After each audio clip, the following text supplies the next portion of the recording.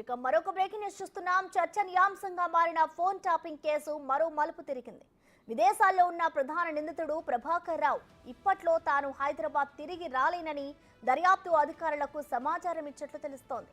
ప్రధాన నిందితుడైన ఎస్ఐబి మాజీ ఓఎస్డీ ప్రభాకర్ రావు, మరో నిందితుడు శ్రవణ్ రావు విదేశాల్లో ఉండడంతో ఈ కేసులో చెప్పుకోదగిన పురోగతి కనిపించడం లేదు.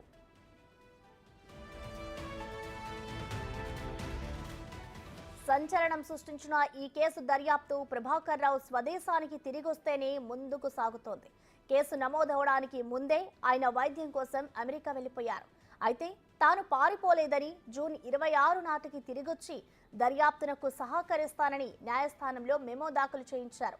గడువులోగా రాకపోగా చికిత్స కోసం మరికొన్ని రోజులు విదేశాల్లోనే ఉండాల్సి వస్తుందని మెయిల్ ద్వారా అధికారులకు సమాచారం ఇచ్చారు.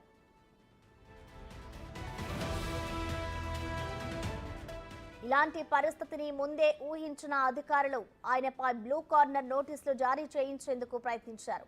ఇంటర్పోల్ విభాగానికి లేఖ రాయాలని సిఐడి ద్వారా స్థానిక పోలీసులు సిబిఐని కోరారు. ఆ విన్నపం ఇంకా సిబిఐ వద్దే పెండింగ్ లో ఉంది.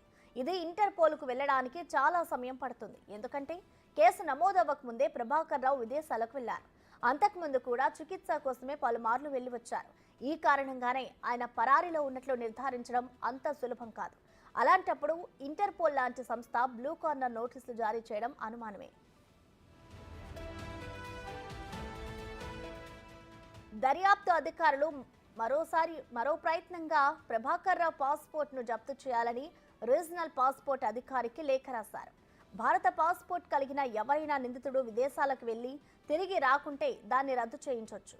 అప్పుడు నిందితుడు విదేశాల్లో అక్రమంగా ఉంటున్నట్లే లెక్క.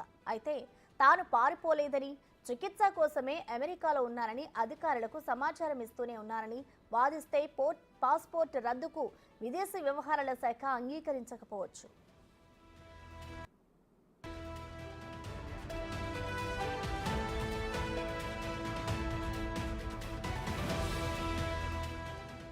ప్రభాకర్ రావు ఇప్పట్లో తిరిగొచ్చే అవకాశం కనిపించడం లేదు.